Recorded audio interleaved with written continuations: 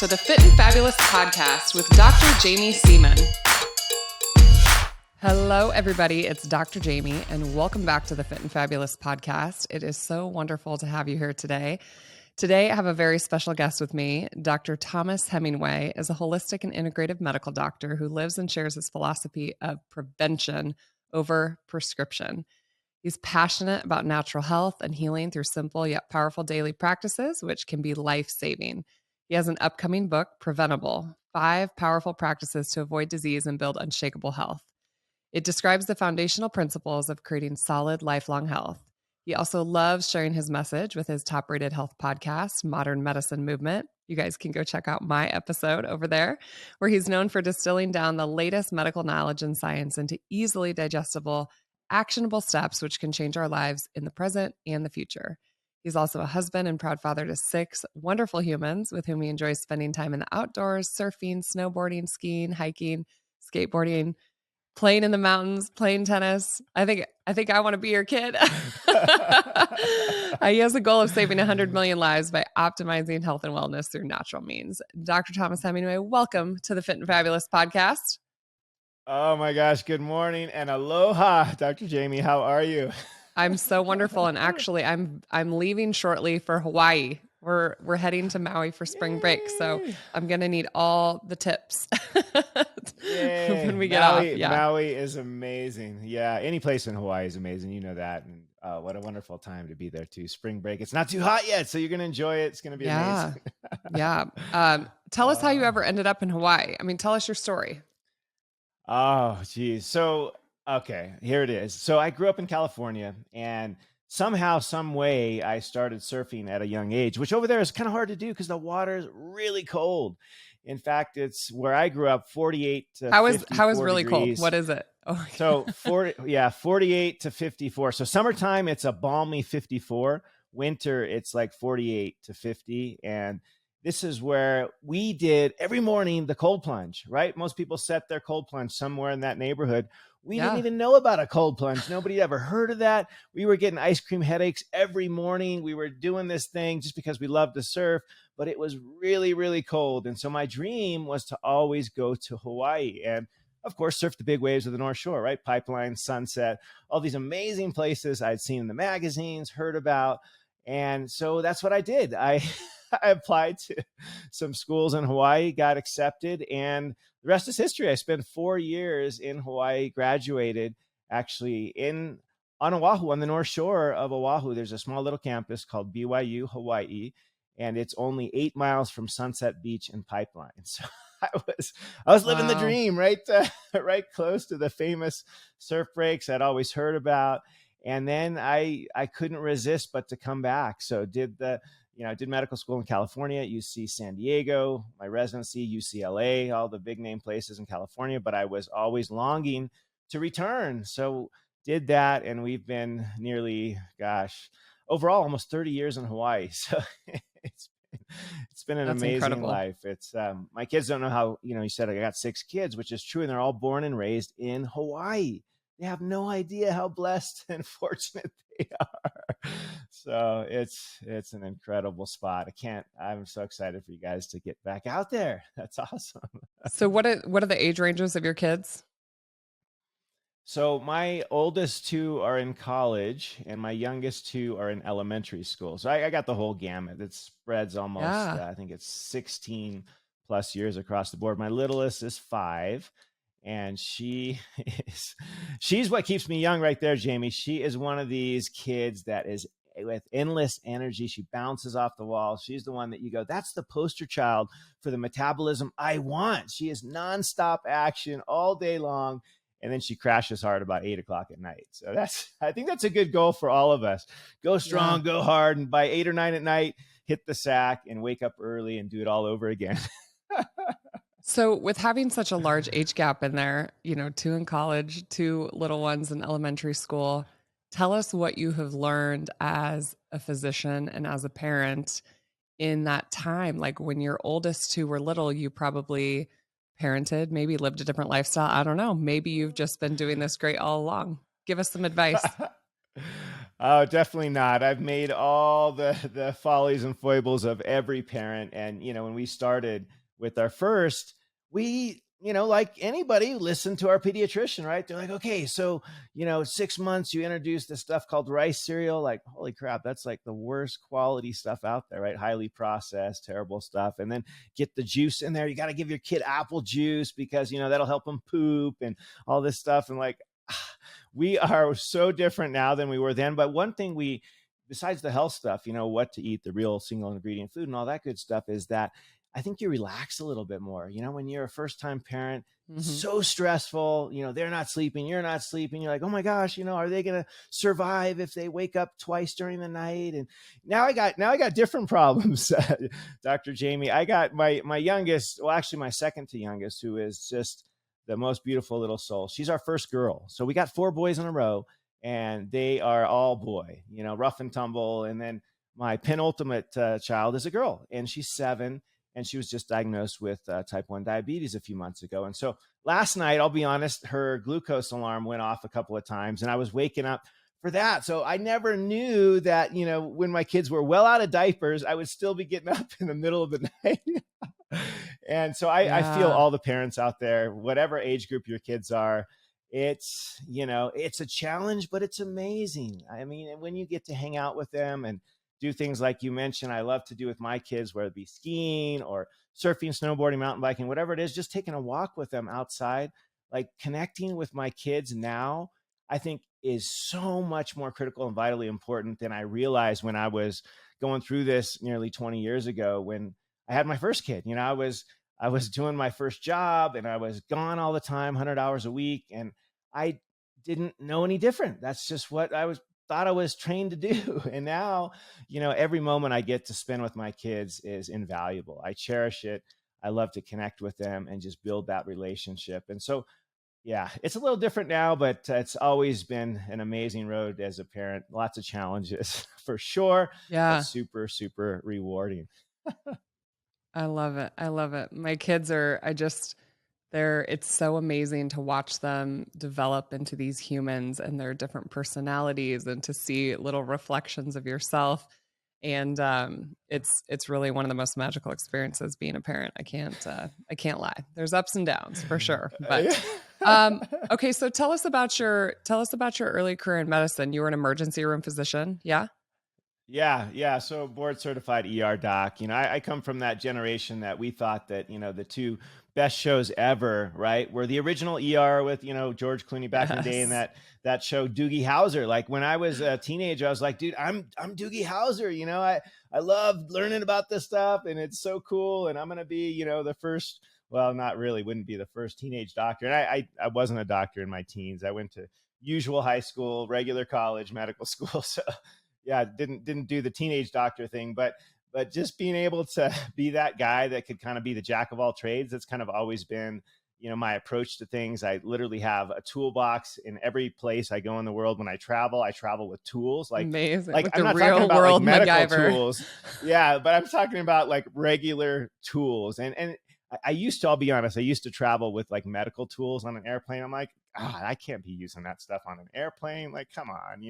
So I kind of stopped Yeah. doing that. But I've always been one of those MacGyver types for sure. One of my favorite shows as well. So tell us But about your experience in the emergency room and how it kind of shaped. Obviously, your thinking patterns are vastly different now than they were when you wanted to become an yeah. ER doctor. Yeah. So, well, it's kind of interesting. So, as a young, I would say teen, I had always a very profound curiosity and desire to learn about not just the regular kind of physiology and what makes the body tick and work, so to speak. I always had kind of a open mind as far as health and wellness and even holistic kind of real, kind of natural health. I used to read Deepak Chopra as a kid. So Deepak, I know he's pretty old these days, but I read his book Quantum Healing, I think when I was 14. And I loved it. I'm like, I want to do this. Like, this is what I want to do. And then, I got influenced by the ER stuff. I'm like, no, this is way more exciting. And Yeah. and so I spent a couple of decades in the ER. And my last decade, when I was in my 40s, I realized that something is not right here. I'm literally seeing patients younger than myself. And here I was in my 40s. I was seeing men and women alike having first time stroke, first time heart attacks in their 30s, 40s, 50s. When I did my training, these were all 60 and 70-year-olds. I'm thinking, what in the world is going on? These people have young kids, they're having heart attacks, they're dying sometimes, sadly, from sudden cardiac death, and they're younger than I am. What is going on here? Something in our society with our healthcare, medicine, wellness, prevention, it's just not working. It's obviously broken. The system is broken. We are not doing our best to prevent these diseases because, as you know, Jaime, heart disease is still today, present day, #1 killer in women and men in the whole dang world. I mean, one person in the US alone has a heart attack every 30 some odd seconds, and 700,000 people died in 2020 from heart disease. Like, this is still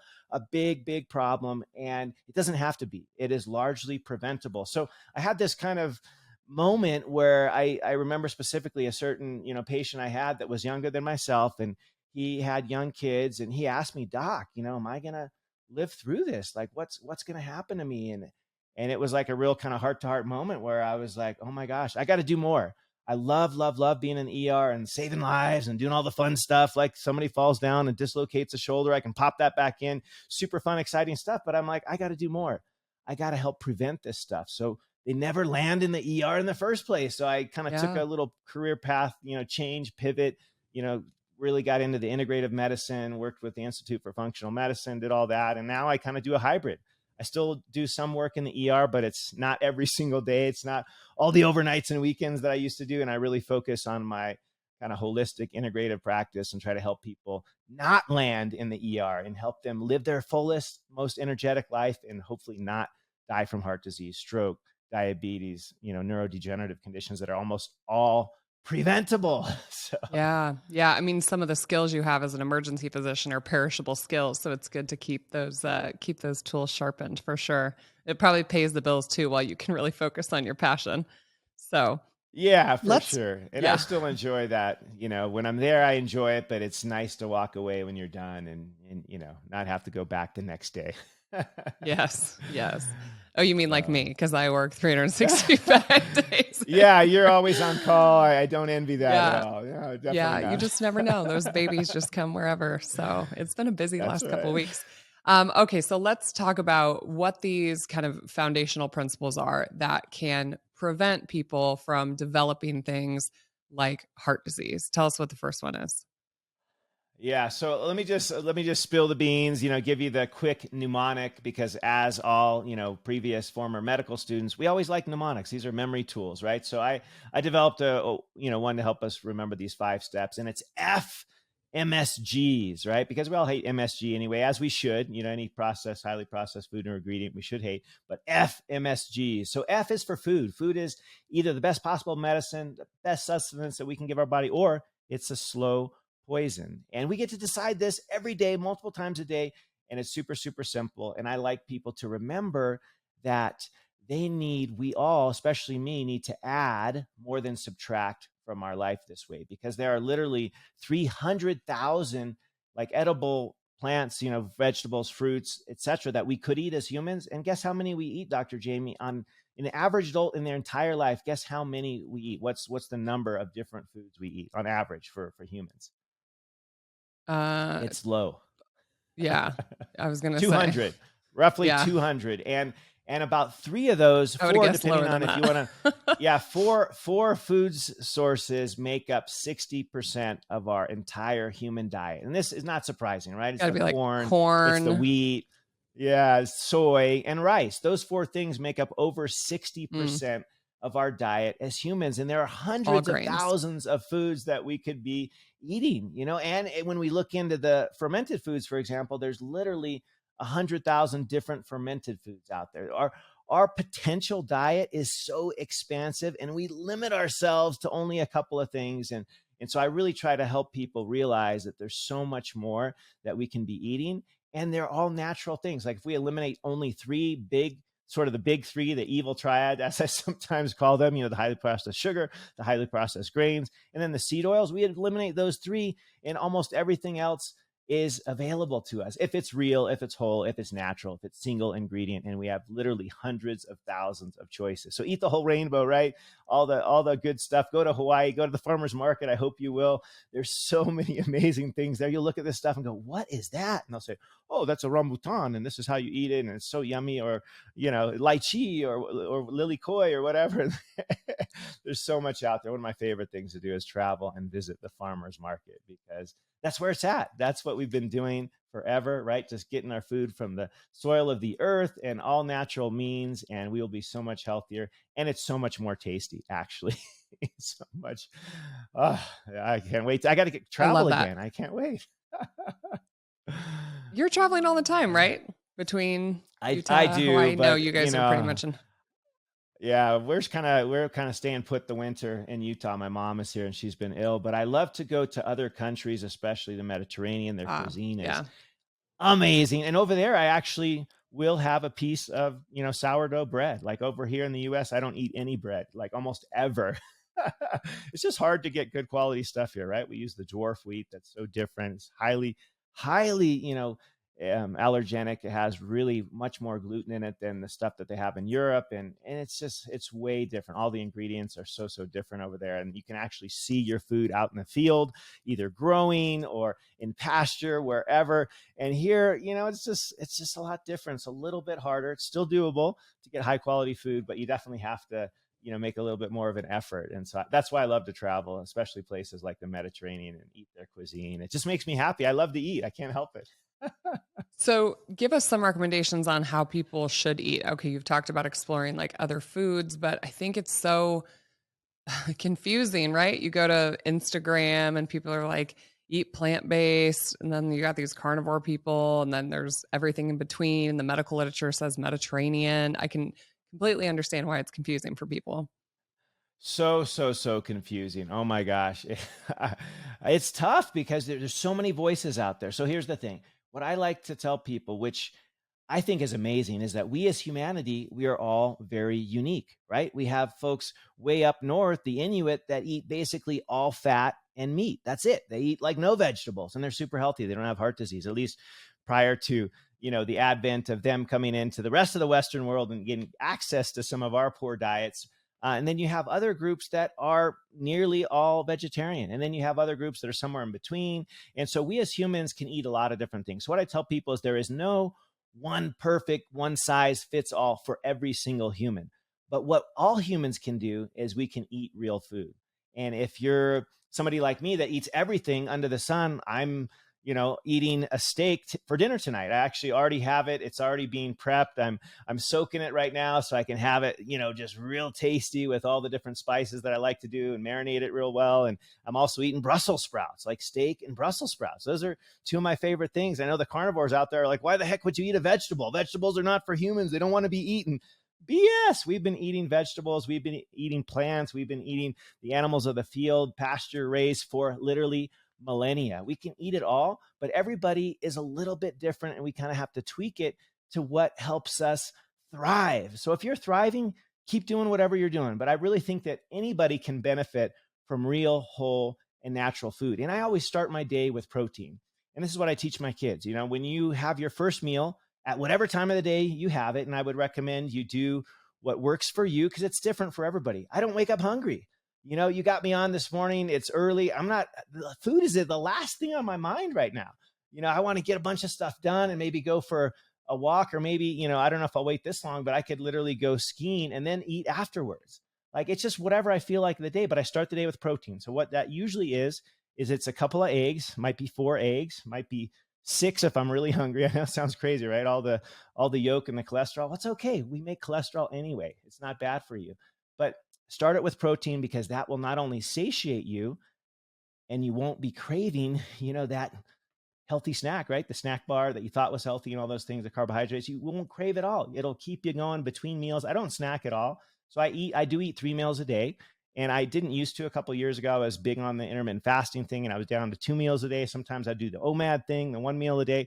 And what I've realized is that I personally couldn't get enough protein into my body in 1 meal a day. It's really hard. Yeah. My goal is 150 grams a day. try eating 150 grams worth of steak, for example. A It's a lot. lot of steak. So I teach my kids just eat real food, one, single ingredient food, and all the things, plants, animals, whatever, fish, it's all open game and open season, if you will, if that works for you. And so all diets can be, I think, manipulated in a way that'll work for some people, and you got to pick what's best for you. So if you're vegetarian and thriving, fantastic. If you're carnivore and thriving, fantastic. For me, I don't like to limit myself. I just kind of eat it all as long as it's real and natural food. It makes it super easy too, Jamie. When I travel, I can eat everything, except for Yeah. I avoid the stuff that comes in a bag or in a box or with a barcode that's highly processed. I try to eat almost none of that stuff. But Yeah. that's the basic principle: eat real food and eat to your body's own indicators. Right, your body will tell you if you're hungry and you're kind of, you've taken some time to get away from the processed foods. You'll know when it's the right time to eat.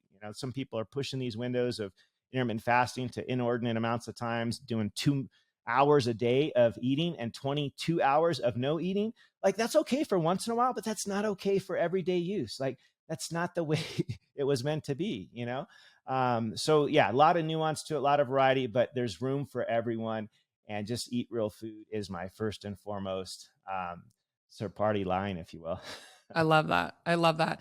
Okay, so 88% of our country has metabolic disease, huge At problem. least.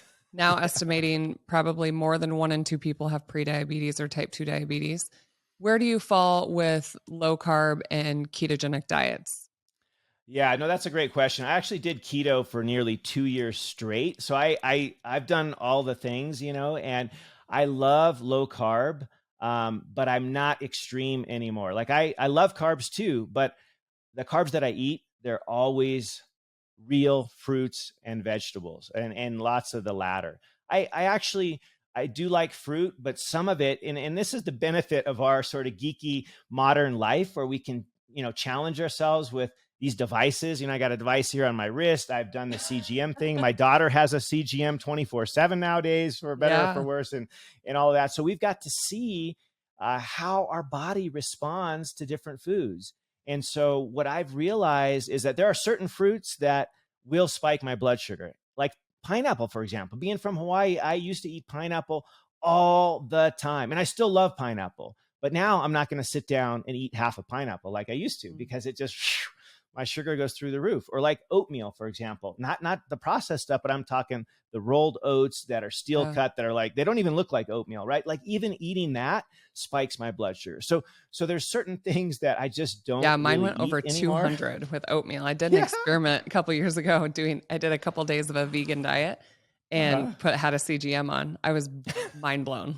Yeah. Blown away. Yeah. And so Yeah. this stuff, when you've experienced it, you're like, okay, well, maybe I shouldn't be eating that. I'm told it's quote unquote healthy, but it doesn't work for me. And that's where the individuality comes in, this sort of precision and personalization of medicine, which is so dang cool.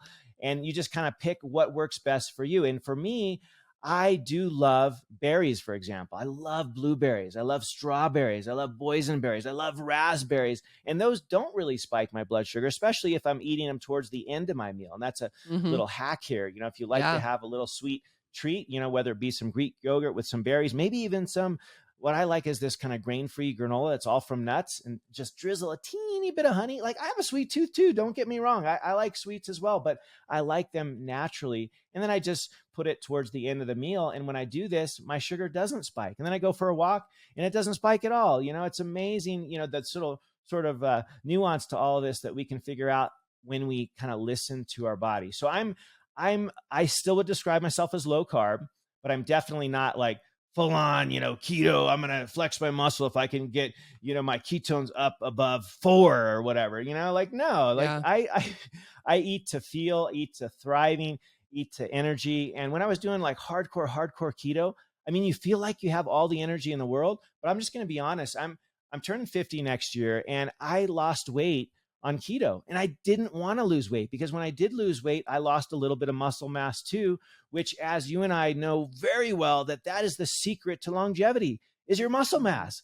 That is the secret to metabolism. That is the secret to functionality, longevity. You don't want to be losing your muscle mass. So on full on keto, I lost a little muscle mass. And so I learned that for my body, it's better for me to cycle in and out, and it's better for me to have some carbs. Like the strictly zero carb, hardcore keto guys, that just didn't work for me.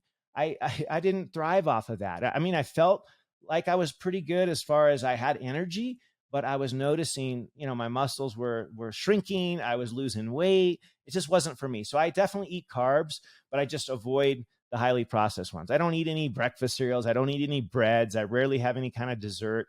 I'll be honest, I do still like ice cream. I rarely have it, but I will have ice cream maybe once a month for a birthday. I mean, I got 6 kids, so there's at least 8 birthdays over the course of the year. So I got to have ice cream 8 times a year, maybe more. Hey, But I have a great sugar-free ice cream recipe with egg yolks and oh, milk and cream, and yeah. So we bought an ice I'll cream do maker that. during the pandemic. It was like my new hobby.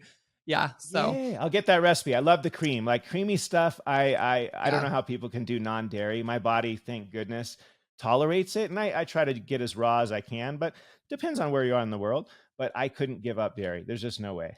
My kids' favorite ice cream that I have made, and I use a little bit of allulose in it, or maybe Oh a few yeah. drops of stevia or something like that. But Hmm. it's egg yolks and cream, and it's maple bacon. So I used real, like legitimate maple syrup. Wow. They do make a monk fruit maple syrup if you want. But anyway, we had the real deal, and then some just like fresh, crumbled bacon on top. And it was, oh my gosh, my kids Oh, loved it. So I made lots of different varieties, but that's what they asked for at Christmas time this year. So um, wow. let's That's so spin cool. into kind of feeding kids. A common question I get, I've only got 3, you got double. Yeah. Um, how do you feed your family? And how do you feed your family on a budget? Because I think there is a perception Yeah. that healthy food is really expensive. Yeah, so here's what I do. And actually what's cool is now the data supports us in saying that healthy eating does not have to be more expensive. And what you have to do, which might be a tiny bit more challenging, you got to plan a little bit better. So let me just give you a quick example. Yesterday we went to Costco. Yeah, I do shop at Costco. I do shop at Walmart. I shop at Target. I shop at wherever I can find quality food. And the cool thing is nowadays, even Walmart's got cool stuff. They got some organic stuff. I bought some sausage there. I was surprised at how good the ingredients were. I couldn't find anything bad. It was basically just meat and spices and a little water and vinegar. I'm like, holy crap, even Walmart sells good stuff. So you can get it anywhere. But as you know, buying for this big family, you got to plan ahead. So what I try to do is keep in mind what are our top meals of the week. We have, I mean, I'll be honest, we might be boring in some folks' eyes. We eat about the same 6 or 7 dinners. I'm just speaking to dinner every week. We love tacos. We'll do, uh, we have this particular at Costco. I'll just say the name, right? We have that, ground bison that they sell there. We make these bison tacos, which are amazing. We have them at least once a week, sometimes twice a week. We can get wild caught shrimp at Costco. We can get wild caught fish at Costco. So the thing that makes food affordable with a bigger family is you just have to plan your meals. You can't just buy whatever jumps out at you and this and that. And the organic thing, I try hard to only buy organic when it really matters. When you're eating the whole, fruit or the whole vegetable, the skin included, I try to go really strongly with organic. So that's berries, for example. Berries are almost the leading pesticide laden fruit if you're buying non-organic. So for me, a berry that's not organic, I just don't eat it. I'll leave it at the grocery store. Even if some places they won't even sell organic, it's like, well, I'm skipping the berries today. So there are a couple of lists, and I'm sure your listeners and viewers know this from the EWG.org folks, the Environmental Working Group. It's the Dirty Dozen and the Clean 15. And you can go and look on those. And basically what it'll tell you is that there are certain things that you can buy that are non-organic. That's totally fine. Like, for example, an avocado, right? You're not going to eat the outer peel of an avocado. So if you can save money by buying some of these things that are not organic because you're not eating the peel or the rind or what have you, go for it. But if you're going to eat the whole thing, like a berry, for example, try to really buy organic. And so what I tell people is you got to start slow. Like, you're not going to go from zero organic to all organic in 1 week, because if you do, you're going to notice the price tag. You're going to go, holy crap, this stuff is, 30% more expensive. I just can't do this. Do it maybe one thing at a time. Every week, try, okay, I'm going to buy this thing organic, and take in mind those lists where you can buy some things that are non-organic. And I think you're always going to win if you buy real food, single ingredient food. you're always going to win, whether it be the best quality vegetables and fruit that are organic and that are grown by your neighbor and you know where they came from, or the same thing with meat. If you're out in the Midwest someplace and your neighbor is a farmer or they do cattle and they do all pasture raised, they're not feeding them grains and crap at the end with seed oil to fatten them up, go to that guy because the source of that.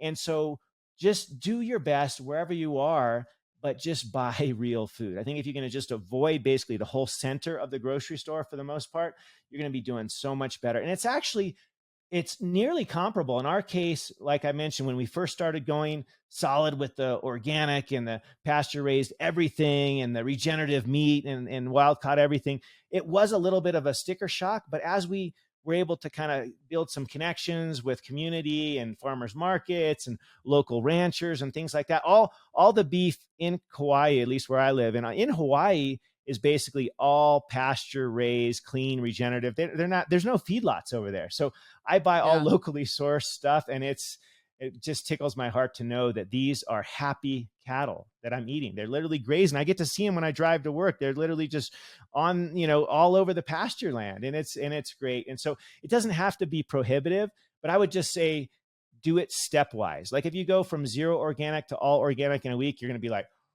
oh my gosh, this is crazy. But just do a little bit at a time. And as you start to limit those processed foods, you'll notice two things. One, like that crap, if I buy a box of cereal, Jamie, in Hawaii, that's $10 for one box of cereal. You know how long a box of cereal would last if we ate that stuff? So that the garbage even isn't do even one cheap. Meal.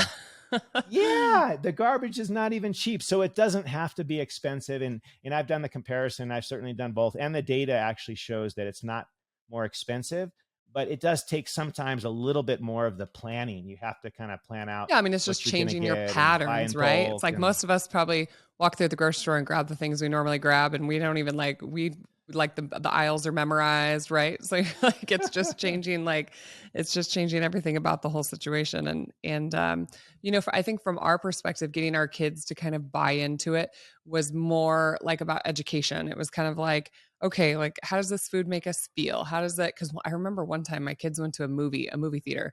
They ate a bunch of candy and popcorn, all these things. And they were like, oh, my stomach hurts. And I'm like, okay, just remember this, right? Like you put garbage in, you feel like garbage. And, it's like, we don't inherently say like, this food is bad, because I'm going to be completely honest with you guys. Like you said, like I might have some real ice cream sometimes. I might have, this or this or this. But if you're doing 99% of the time, those little types of, I guess we'll call them hormetic stressors, are probably not going to do much damage. But if you're doing those things day in and day out, it definitely is. Are you willing to share with us kind of with your daughter's diabetes diagnosis, like how that has really changed, the family and what you guys are eating and getting her really good control?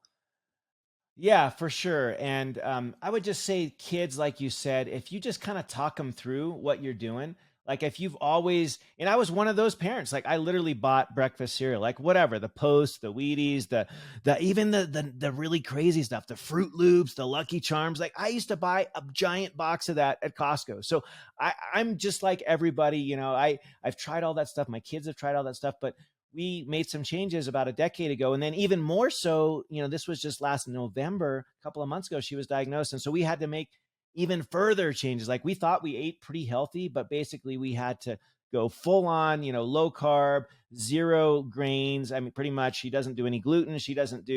We had to, for her, eliminate all dairy, and a lot of stuff. So it was really hard. But what was cool is the rest of my kids, for the most part, other than my younger daughter, they're older and they're kind of like, oh, that kind of makes sense. Let's try as a family to support our little, Lily is her name, and support her and eat what she's eating. And sometimes they deviate a little bit and it's okay, but we've basically really tried hard to do the single ingredient stuff. Like we're looking at labels, and even she looks at a label and she knows what protein is. She said, Dad, does this have enough protein for me? Are the carbs low enough?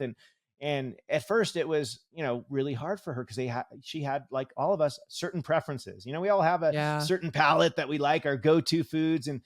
And when you can't eat any gluten, you can't eat any dairy, you're not eating. In fact, for her, we had to limit eggs for a while, kind of do a full on elimination diet. She couldn't eat literally anything that she wanted. It was really, really hard. But what we did is we went to the store and we looked at all the things she could eat, and we let her kind of help in the choosing. Like, do you want to try this week? Do you want to try that? And it was kind of fun. Like, the spin was, I'm going to try something new. And so this was something I would encourage everybody, is literally try something new that's real, that's whole, that's single ingredient every single week. It doesn't have to be hard. Just choose one thing. And if you can get it at the grocery store, fantastic. If you can get it at your farmer's market, your local market, even better. But just add like one new thing every week. And so this is what we did with her, and we're still doing it. We're still finding new things that she can try that are real food. And some of this, like, they do have some decent, it's all going to be kind of processed, right? Anything that comes in a bag or box or with a barcode, like we've found some keto this and that she can eat, that she likes, that don't have the glutens, that don't have the highly processed sugars, that use real honey and things like that. So some of that stuff is better quality. So we've taught her how to, figure this stuff out. And it's been actually really fun, because we've actually added, I'll be honest, we've added more than we've subtracted, even with her and all of the limitations that we had to place upon her diet. And I think the whole family has enjoyed it, because we learned how to make like pizza with chicken. Chicken is the base for the crust. Yeah. Like, who would have thought like I was going to be making pizza with chicken? Because she likes pizza. She's like every other 7-year-old, right? So Friday night, that's tonight, we're going to have movie night, and we'll have pizza that we made ourselves with all real ingredients that has a chicken base for the crust. And Yep. guess what? It tastes great. It does. It's I've cool. made it before. Yeah. Yeah, it's exciting.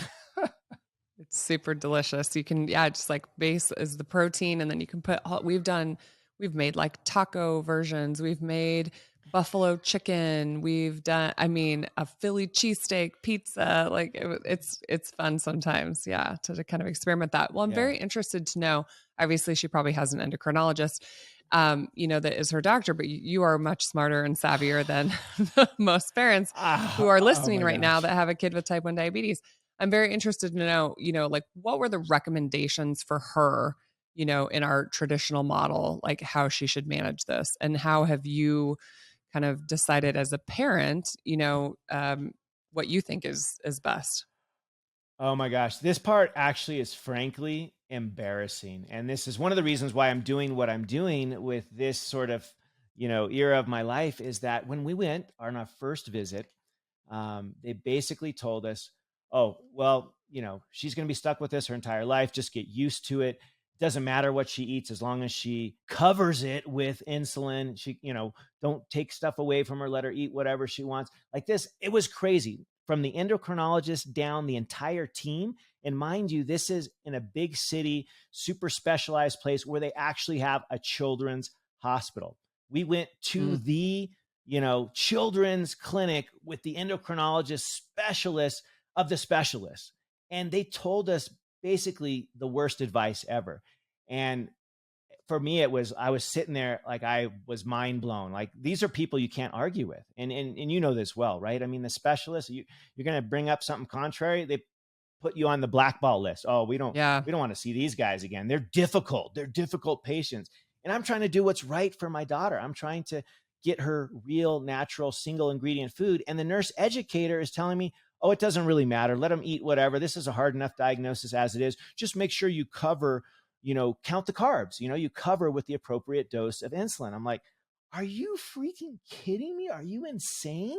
Like, do you realize that this is going to make things worse? Talk about juicing up the inflammation that's already going on in her body that may have caused this in the first place. Who the heck knows? But like, why would I put this poison into my kid and then just cover it with insulin? Like, it was the worst advice ever. And I don't know, I'm sure there's better endocrinologists that are sort of integrative and functionally trained. I couldn't find one where we are, and we're in a big city right now. And it's nutty. And it just breaks my heart to think that there's so many other parents out there that are getting really bad advice from medically trained, sort of high profile doctors. And I'll be honest, Dr. Jaime, we went one time, to do the official, first visit. We have not been back.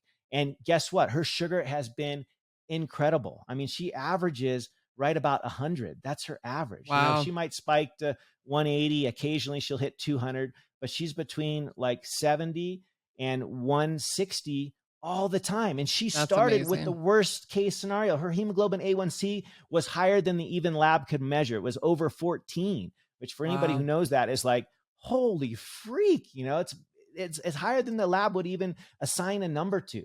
And now it's down to, I think, we rechecked it and it was like 7, and coming from over 14 to like 7. And Yeah. we're just feeding her real food. This is only in a matter of 3 months, basically. Like, it's crazy. In retrospect, did you ever see this coming, or was it really sudden for her? No, it was caught us blindside. I mean, Yeah. 100%. It was crazy. We thought either she had cancer or diabetes because we noticed that she was losing weight and she was having a growth spurt too. She was getting taller. So we rationalize everything. This is what parents do, Yeah. especially, I don't know, ER doctors do this. We're No, like, no, oh, no, well, no. she's The she's gynecologists not do too. dying. Okay. Like, Like, is well, your she's arm doing falling okay. off? She's growing, she's getting thinner. But, finally when I was hugging her, I was like, holy crap, I can feel every little rib in your body. Like, something's not right. Yeah, you're a little bit taller, but this is not just thinning out, and she was experiencing more thirst than normal. She was always hungry. And I didn't even take her in. I drove to the nearest pharmacy. I bought the glucometer, the blood sugar device. I pricked her finger, and I'm embarrassed to say that her sugar was over 500. I was like, Wow. holy crap. I was Yeah. like mind blown. I'm like, here I am. I'm the ER doctor, and my daughter's been walking around with the blood sugar over 500 for who knows how long. I mean, it probably wasn't a real long time, but it was at least a few weeks, that she was Yeah. starting to have some weight loss, and she was thirsty, and she was really hungry, and it was oh my gosh, mind blown. We were just like, holy crap, what is going on? None of our other, all the kids are perfect health. My grandfather was a type 1 diabetic, and so we do have some family history, but my parents don't have it. My siblings don't have it. So yeah, it was a total shock to us. But yeah, the mainstream advice we got at the pediatric endocrinology office was piss poor. I'm sorry to even say that. I don't want to say the name of the clinic to slight them, but it was really Yeah. embarrassing as a I mean, it's physician to it's like that listen to that across the advice. country. Yeah. Yeah. I've had, experience with some type 1 patients who have, done more low carb type diets. And it's been incredible to hear their stories about not only just they feel better, but reducing their insulin by about 50%, saving themselves like over $1,000 a month. I'm not buying insulin right now. I'm sure you could weigh in on this. There's a lot of controversy with, Oh, the caps on prices. And I mean, for something that literally these patients need to survive. yeah. No, it's Yeah. crazy. And I'm at a weird point in my career where I'm not getting health insurance with the ER job that I'm working. And so we're buying everything at literally full price. And Wow. we went from like thousands of dollars a month on insulin supplies, just the stinking needles, like it's amazing how expensive and the markup. And we've, kind of learned to navigate the system better. There's, lower priced options out there if you look, and it's definitely a challenge. I don't know how anybody could really do it. Like, I mean, like I said, without insurance, to be navigating this whole system and having to pay full price for insulin and all of the supplies. And we've put her on, we don't have her on a pump, but we have her on a CGM all the time because it's just more humane for her. We don't have to prick her all the time. I mean, she Yeah. was getting pricked like 20 times a day, a 7-year-old girl literally getting poked 20 plus times a day. Like, our hearts were just breaking. So we got her on the CGM, which has been amazing. She doesn't have to get, pricked that much for her finger stick. Just occasionally we'll make sure that things are, syncing up, and every 2 weeks we Yeah. got to change it and make sure everything's working properly. But it's a tough system to navigate. But yeah, I definitely, maybe that'll be my second book. It'll be all about the Yeah. sort of natural ways to be able to approach type 1 diabetes, which is a really challenging thing when you got a 7-year-old that hopefully has another 90 years to live. I mean, my grandfather lived to just shy of his 95th birthday with type 1 diabetes, being insulin dependent basically his entire life. And he lived a full life. He never lost a finger, never lost a toe. His vision was sharp. He was playing piano well into his 90s. The guy used to beat me at racquetball in his late 80s. Like, he was like Yeah. poster child for how to survive with type 1 diabetes and really thrive in life. So that's what unfortunately, my daughter never met him, but that's the goal that we have, is for her to be able to live like that and have the fullest life possible. And we're exploring other options too. We may do stem cells, who knows, we're looking into it. But for right now, we're on insulin like everybody else is with type 1 diabetes, and really managing the diet really, really well with a low carb approach. And just like you said, it is more than cut in half her insulin requirement, more than cut in half. And so she's doing pretty darn well. I could not have predicted how well she would bounce back. And she's like any other kid. She goes to school, she does all the things. She has her little, special bandage over her CGM so it doesn't get ripped off when she's playing at recess and stuff like that. And she gets to pick the color. Now there's like all different colors of these things that she can put on there. And it's really accessorized. We make it fun. Yeah. It's accessorized. Exactly. Yeah. Girl after my own heart. That's right. It's fit and fabulous. You remember that. Right. Yes. You gotta have the bling. You gotta have the bling. And the girls, they've taught me that. I didn't know that with my 4 boys. I love it. Okay. So let's shift a little bit. So we talked about, kind of the first foundational thing being food that you eat. What are the other foundational principles for preventable? Yeah, so FMSG. So the next one is movement, and you love to talk about this, as do I. Our bodies were meant to move. So any version of exercise, whatever it is, you can incorporate into your day. My favorite in my 40s has been walking. I never thought that I would take a walk and enjoy it because I was always like, I don't have time for that. How can I take 30 minutes and go for a walk? Now that's my me time. That's where I get unplugged. I leave the cell phone at home. I take whatever might be distracting, I leave it and I just go for a walk. And so that's the thing I want people to know is that this exercise piece that maybe you and I were taught, you got to get 150 minutes of cardio every week. You got to do this, got to be 5 days of this. It's so boring, right? All we talked about was boring cardio all the time. Like, forget that. Cardio is great, but I would focus more on just moving your body in any way that you can do daily. So whatever it is, they ask me all the time, what's the best exercise, doc? Well, it's the one that you will do and do consistently each and every day. So for me, it might be just going surfing. That's my exercise. It might be going for a walk. It might be, so there's snow outside right now. I'll probably go skiing today, that kind of thing. And then during the day, the simple things we can do, this is going to be crazy, but this is completely unscripted because this was 6 o'clock in the morning when we started our call here. And I literally have weights at the base of my desk and we're talking, we're chatting. I can lift some weights. I'm standing right now. I can jump up and down. I have a standing desk. And this is not my usual desk. I have one of those fancy ones in Hawaii that you could push the button and the thing goes, you can raise and lower the thing. I don't have that here. I have literally, as my camera's shaking, an Amazon box on the regular desk and my computer on top of that. So converting your desk into a standing desk, most of us can do that. And if we can't tolerate standing the whole day, we'll just mix it up. Stand for an hour, then sit for an hour. And every 45 minutes or so, just move your body for 2 minutes. My favorite is I just drop down and I do a plank because I can only do that for 2 or 3 or 4 minutes, so that's it. Once an hour, if I do that, oh my gosh, the blood's flowing. I'm feeling like all tight in my abs. And I'm like, whoo, something good must be happening, right? If we're feeling like our abs are tightening and we're like stressing a little bit, like, oh my gosh. But it can be really, really easy. So movement is the second primordial thing that we got to do in each and every day. And there's so many varieties. And I really focus now on the resistance training, the body weight stuff, something that incorporates our muscle, building muscle, because that is truly the key to longevity. And many of us, especially in medicine, we ignored that for way too long. We're like, oh, just do cardio, do your cardio. Keep doing cardio, but you got to do some weights. You got to do, and it can be body weight. You don't have to have any physical weights. There's so much, the lunges, the planks, the burpees. My wife loves the burpee. I hate burpees. I'm never doing a burpee again. Bless her. But there's so many different things you can do, even standing at your own desk. I can do air squats. So it can be really simple.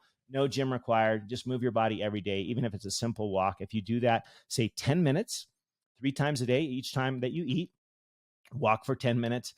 Oh my gosh. Not only will it decrease the spike in glucose, of course, the blood sugar and the corresponding insulin, but you just feel better, right? You don't get that postprandial after, oh, I feel like I should take a nap right now. No way. Yeah.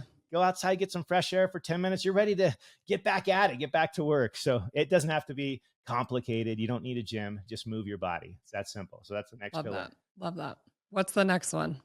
All right. So FMSG. So the first S I'm just going to put in there is sleep, because sleep is something you and I in the medical field, we undervalue, or at least we did for decades, right? When we trained in medical school and residency, it was like every hour that you sleep, you're missing something.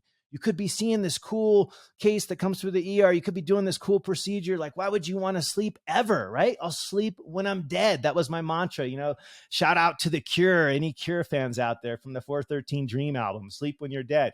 That was my mantra until maybe a decade ago when my wife was like, dude, you are so cranky.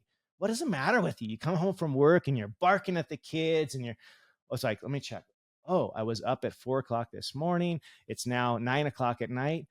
Duh, I'm not sleeping. Then I'm up catching up on, the business of a household with 6 kids for the next couple hours and getting in bed at midnight and getting up at 4 or 5. Like, no wonder I was so cranky. I wasn't getting my sleep. And it's not just beauty sleep, though. It helps for that too. But for me, it was my mental state, my emotional health. It was a game changer once I started to appreciate and value sleep as the true superpower that we can all have. It's available to all of us. It's free. It doesn't take a lot. Maybe you got to buy some blackout shades. Maybe you got to buy some, earplugs or something if you live on an island where there's roosters crowing at all hours of the evening. Like who said that roosters just crow in the morning? BS. They start crowing at like 11 p.m. So if I get into bed after 11, those things are crowing all night long right outside my window. So I often will sleep with earplugs. I have the blackout shades. I got to have the climate controlled. I turn off all the lights, get rid of all the devices in the bedroom. So I do all the things, but I would say the easiest thing that we can all do today is just take a walk for 5 minutes in the morning in natural light outside. Have that sunlight hit your eyes. It's the best way to set you up for the perfect night's sleep. It gets that circadian rhythm in sync. You will sleep like a baby, and it's free. Take a 5-minute walk every morning. Oh my gosh, game changer for me. So it's the simple things. I have a whole chapter on the book on it. But what for me changed is I had to appreciate it. I had to value it, and recognizing the big difference that it made. Oh my gosh, I will never stop talking about how amazing sleep can be. And my wife thinks this is discovery, because it was a discovery that happened probably too late in my life, that sleep matters. Yeah, it does. It's like you don't appreciate it when you're in your youth because you're just resilient to like sleeping for short amounts of time, or you have the capability to sleep until noon, if you stay up really late. But oh my gosh, I value my sleep, especially when babies get born at 2 to 3 a.m. I mean, through all the research, I have discovered that the 10 p.m., about 10 p.m. to 2 a.m. is like the most valuable window. Like if that gets disrupted, the next day is off. But I can do 6 to 7 hours and feel really good. Yeah. Yeah, no, for me, my limit is I try to be always minimum 6 hours. I'll be honest, last night I looked at my little special watch here. It was 5 hours and 34 minutes, which it's not my, best effort, but sometimes life happens, right? And so I get it. We're all in different places, but if you can prioritize it at least, and then optimize the environment, make your bed, I call it the sleep cave, the man cave. It's got to be dark. It's got to be cool. It's got to be, it's got to be free of any distraction. Like literally, my wife thinks I'm a Nazi with this. Like I put black tape over any emitting light source. Like my room is completely dark. She kind of hates it, but the cool thing is she doesn't have to get up and pee like I do. I'm turning 50 next year. I have to get up and pee at least once a night, sometimes twice a night. And it just sucks, but I have everything black. And in my house, I have these red night lights so they don't jack with my vision. They're not emitting blue light. I can jump right back into bed. And last night I had to get up, like I mentioned a couple of times, because my daughter's monitor went off for a blood sugar issue. And I went back to sleep within probably a minute. I haven't checked my watch yet, but it'll tell you how quickly you can get back to sleep. And so even though it might be less than the proverbial 8 hours, do what works for you. But as you prioritize it, that becomes the most golden hours of the day. I really have to be honest. I never thought that I would say that. I would always say, sleep is for the weak and sleep when you're dead. No. Sleep is my superpower nowadays. Love that. Okay. So food, movement, sleep. FMSG. So the next one is gut health. And gut health, I'll be honest, in my book, the back half of the book is all about gut health because it's such a big topic. And it's one that you and I know for sure I didn't learn about in medical school, but it's just one of those things that's kind of up and coming. There's lots of new data. It's really exciting. I mean, for me, everything started to make sense. For example, with cravings. who knew that most of the cravings we have for junk food and highly processed, ultra palatable foods came from our gut? And when we change our gut, it literally changes our life. Our cravings change. Like I mentioned earlier, I love ice cream. I used to eat ice cream every single night. It was either Haagen-Dazs or Ben and Jerry's. I'd sit down, I'd plop myself on the couch, turn on the TV, watch the surf. In Hawaii, we have a whole station dedicated to only surfing. It's called the Surf Channel. I would literally sit there every night, eat a bowl of ice cream. I did that for decades. And what I realized is when I focused on getting my gut healthy by eating lots of prebiotic, hearty, fibrous vegetables, the Brussels sprouts, the asparagus, all this cool stuff, and also incorporating probiotic foods, all the fermented kimchi, which is one of the Hawaiian delicacies. I mean, it's really Korean, but in Hawaii, we have so many varieties of kimchi, for example. I put all this stuff in my diet and my palate completely changed. I basically don't crave junk food ever. I know what it tastes like. So in my mind, if I see something really amazing, like my favorite ice cream, and it's at a party, yeah, I'll take a small serving of that, but I don't go back for seconds and all that kind of stuff. But it was night and day. My cravings just on a dime literally changed. And the cool thing is this stuff changes within a couple of days. I think the most recent study I looked at showed that within 72 hours, this gut bacteria, the gut flora, the so-called microbiota, can literally change. So you're not committed to a lifelong of cravings. And if you're having cravings, it's probably a gut thing. It's definitely not that you're weak. It's not that you can't, mind over matter. It's none of that. It's the gut. You change the gut and you literally will change your life. So I get into it in the book. There's, I forget, 4 or 5 chapters about gut health. And the cool thing about it, just to keep it simple for this, is that every other aspect, whether it be the movement piece, the exercise, the sleep, the next thing we'll talk about real briefly is stress. That's sort of the final pillar. As we sort of get these things dialed in, really kind of tuned in, and we optimize them, all of this in turn affects our gut health. Like, who knew these guys in the dark, in our intestinal tract, who knew that they responded to a day-night circadian cycle? Well, guess what? They do. And so as we incorporate a really good circadian process where we're up during the day and it's bright outside, we go outside, get our daylight sunlight. And then at night, we kind of turn off the devices a couple hours before bed if we can, or my minimum is 1 hour, because I'm like the rest of us, right? I'm freaking addicted to my phone. It's right here. It's close to me. I just have this thing handy, but I turn it off at night. And so it's the simple things that we do that will also help our gut flourish and be that best sort of co-creator with us, because these guys are our team. They are on our team. And if we build them up in the way that will be most beneficial for us, it also helps them. It's a symbiotic and synergistic relationship. It's so exciting. There's lots of data, but it is one of my favorite things to talk about, gut health. I love that. I love that. And it'll be fascinating, I think, in the next 10 years to see, what we discover. We're looking at fecal transplants. Literally, you can take the poop from somebody, put it inside another mouse, and that mouse suddenly gets skinny. It's really incredible to see, the influence that these bacteria have. And they're not just in our gut, right? They're in our mouth, which that's what populates our gut. I went to this conference this year. It's just a bunch of functional dentists. Yeah. And they were talking about how like heart disease starts in your mouth. Diabetes starts in your mouth. Alzheimer's starts in your mouth. It's like, wait, what? And then you start making these connections. I'm like, oh my gosh, this really makes sense. And so many different diseases. It's going to be fascinating to see, what we discover. Well, we're going to shift to the last part of the podcast, which I like to call the semen analysis. And oh my gosh, there is this study circulating this week on erythritol. And you guys have all just been blasting me, Dr. Jaime, Jaime. You actually all sent me like 3 other articles about how exercise causes heart disease, a twin study about how protein causes muscle loss. And so you guys, I had to flip a coin and walk on hot coals to figure out which one to pick for you all today. But here's the thing that I just want to say before Dr. Hemingway and I give our real opinions. We have to be so cautious in this day and age about not only just reading headlines, but just like reading abstracts of studies. There is so many politics involved with our food supply.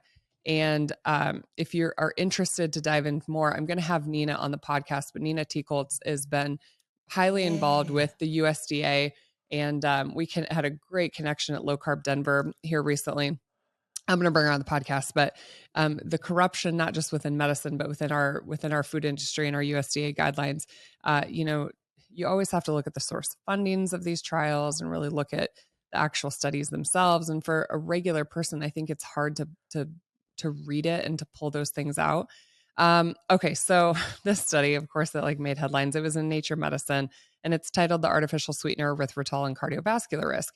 So, obviously, people transitioning to low carb ketogenic diets, sugar is evil. Get away from sugar. Erythritol is one of those artificial sweeteners that is, kind of on the safe list.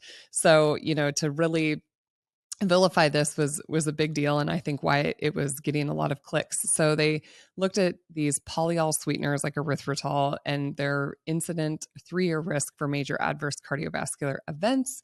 And you have to first understand this is a very, very small study. Once again, you can't just read the abstract. There's been a lot of people that have kind of torn this study apart, and so I just want to give you, some of the highlights of that. First of all, our bodies make erythritol. So if something causes thrombosis and clotting, and it's something that our body makes, that would be, something to think about. But our body actually synthesizes it in what we call endogenously through the pentose phosphate pathway. Production of it, erythritol from glucose, has been looked at, and in looking at type 2 diabetics that are consuming erythritol over 4 weeks, acute erythritol actually improved endothelial function. Okay, so now we have a study that says it causes platelet activation and thrombosis, but then we actually have a study in diabetics that shows that it actually improves endothelial function. Okay, so there's two things that don't agree. Also, in that exact same study, they looked at the vessel endothelial function and chronic treatment in aortic stiffness, which actually showed it decreased blood pressure. Okay, so another thing that shows that it actually may improve cardiovascular function. Erythritol has also been studied in both humans and animals for the oral microbiome and teeth health. One thing I discovered at this functional dentist conference, you guys, they are huge fans of xylitol. Xylitol for the oral microbiome. Basically, the little bacteria in your mouth think it's a carb, think it's a sugar, and they eat it and they die. And it was amazing. There's people like throwing xylitol gum and lollipops around, and but with erythritol, they find a similar effect. It acts as an antioxidant within the mouth, and can improve the oral microbiome. So I think that we have to take all of these things, with a grain of salt or a grain of sugar when we look at these studies and we look at these headlines, and we have to use our brains and say, does this make sense, right? Because if you tell people not to eat something, this is one of my, and I'm going to let you weigh in here, Thomas, in a second. When we say, eat a plant-based diet, don't eat meat, it causes cancer, don't eat eggs, they have too much cholesterol, now don't eat erythritol. When we vilify something, we always have to say what is going to be replaced with that in the diet. If somebody pulls something out of their diet, something has to replace that because we have to eat. So if you pull red meat out of the diet, you're pulling out a very nutrient-dense food, you're pulling out a very good protein source, right? If you say, okay, don't eat erythritol, okay, then what are they going to do? They're going to look for a different artificial sweetener, which some of them have some sketchy data around them too. Ask people about sucralose or any other artificial sweetener. Okay, don't eat any artificial sweeteners. Okay, how about the natural sugars? Okay, now they're just going to eat loads of, okay, real sugar or organic sugar. That's what I love when it says like organic cane sugar. Okay, it's the same, but that's always my concern is, when you push some sort of agenda within a patient's diet and you're asking them to remove something major, it's going to be replaced with something. And sometimes it's necessary, right? If they have an allergy or lactose intolerance, but we always have to, understand that it's going to get replaced. So I don't know what your thoughts are. Exactly that. And I think Nina Teicholz would be very proud because her sort of initial big breakthrough was on fat, right? We were all, I think you and I brought up in the same era where fat was the enemy. Like, holy crap, like never eat fat, especially not butter, like not the real fat. Oh my gosh, like that's terrible for you. You're going to die of a heart attack. I mean, Ansel Keys said that was the way that it was. Like we all know that data was very much cherry picked and very much skewed. And so here's the deal with data. You can skew data to prove any point that you want. The vegans got their data, the carnivores got their data, everybody's got their data to support it. Dr. Google is my favorite, right? My patients come to me and say, hey, look what I learned. And I'm like, oh, did you get that from Dr. Google? Like, Google is amazing, but there's so much noise out there. There's so much garbage, and the data is only as good as the study itself. And in this study in Nature, it quotes a couple of different studies, and one of them had an N of eight participants, like Eight eight, people. 1, 2, 3. That's like my family. They did that study just in my family. Like, that's small. And they're putting it in this giant, and I got to be honest, like, for me, it was a little disappointing because Nature is kind of like the Harvard of journals. Like, it's like the journal everybody looks to, Nature and Science, those two, right? And this was in Nature. And so here's the thing. You can spin any data any way you want. And I'm with you. I'm like, well, if we do this, then what are we going to be replacing it with? Is it the bags of pure cane sugar from Hawaii? Hey, shout out to CNH, right? But highly processed, garbage sugar. Like, I go to honey myself personally and maple syrup. Those are my two main sweeteners. I do stevia in some things as well. Stevia is a little harder if you're trying to bake with it. Like, I'm just going to be honest, it's not that easy to figure out, So I definitely look to these natural alternatives. My go-to are maple syrup, honey, and stevia. And do I have some products with erythritol? Yes. Do they make up the majority of my diet? No. And everything you have to look at with this lens, exactly like you said, is what are we going to replace it with? Are we just going to replace it with highly processed sugar? Are we going to replace it like with the whole fat conundrum? We replaced all these healthy fats we used to eat, like the original McDonald's. Who knew they actually used animal fat? They fried up their French fries in animal fat. And that would have been way better than the seed oils that they use today, that they literally never changed the hopper there. Like, it's crazy when we villainize something else takes its place. And guess what did? Carbohydrates, right? We eat so many carbohydrates, all the fake fats, the hydrogenated oils, and we are literally the least healthy from the advent of that time change when we decided fat was the enemy. And we were wrong. We were completely wrong. So I'm like you. I have to look at it with sort of this broader lens of not only what we will replace it with, but what have we been doing for millennia? And yes, we do have erythritol in our body. So is that going to kill us? Probably not. But as we say, the dose makes the poison, right? If you're eating, grams and kilograms of this stuff, like we do sugar, the sugar is going to kill us. Like, we eat 100, almost 50 pounds of sugar in the standard Western American diet annually. That is way too much sugar. Should we be eating that much erythritol? Well, we wouldn't have to, right? Because it's such a more potent, substance. And so you wouldn't have to eat that much. But yeah, for me, it doesn't really change anything because there's just so much, that there's noise in this study. But it does give me a second. Like, I actually looked at a couple of my daughter's like keto treats to see if they had, I was just kind of curious, like which ones had erythritol, which ones didn't. And I'll be honest, I might use that a little bit more. I'm not going to like never have it again. I doubt it. But I always go to the natural things first, the maple, the honey, and stevia. Those are my go-to three because there's lots of data, adverse data on sucralose, on aspartame, on all these other, chemical sweeteners. And erythritol, I think, is among the better of the so-called artificial sweeteners, if you will. And so, yeah, is this game changer for me? No. But does it cause me to look a little bit deeper? Yes. And just makes me even happier that my choices have been the maple and the honey and things like that is my go-to. And so, yeah, I don't think you can go wrong when you look with that lens. Yeah, same with our family. We'll use some raw honey or natural maple. I tend to like monk fruit or allulose a little bit better when it comes to the stevia. It does have kind of a potent bitter taste to me, and erythritol, of course, because it's a sugar alcohol, has kind of that cooling effect. So, yeah, but once again, I mean, who's eating these things, like super regularly? Well, this has been so wonderful, Thomas.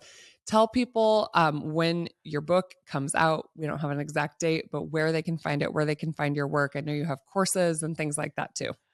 Yeah. So easiest place to find me is my website, thomashemingway.com, and on Instagram, Dr. Thomas Hemingway, Dr. Thomas Hemingway. And the book will be out right before summer. I don't have an exact date. We've pushed a lot of things. I'm getting the proof here real soon, but you can actually pre-order today if you either hop on over there to my website, thomashemingway.com or thepreventablebook.com.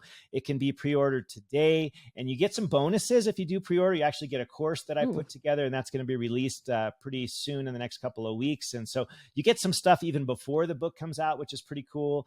And the book, of course, is called Preventable: 5 Powerful Practices to Avoid Disease and Build Unshakable Health. And the other place you can find me is where you were recently on my podcast, which is also now called Unshakable Health. And all podcast platforms will have it. So would love to see you over there, and so much love to everyone. This is just something I love to do, to talk about how we can not only get healthy, be healthy, but truly to thrive in our life, not just simply survive, which is what I was doing for decades. And it's so much more fun to be thriving. So if you want to thrive, come join us. Hop on over there to thomashemingway.com to see all the goodies. And I'd love to see you. Thanks again, Wonderful. Jamie. Thanks everybody for listening. We'll catch you on the next episode. Did you guys love that last episode of the Fit and Fabulous podcast? Well, of course you did. And I want to keep bringing you the most amazing content from the most incredible people. And you can help me by subscribing to the Dr. Fit and Fabulous channel. You guys know where the button is. Just click it. It's the doctor's orders.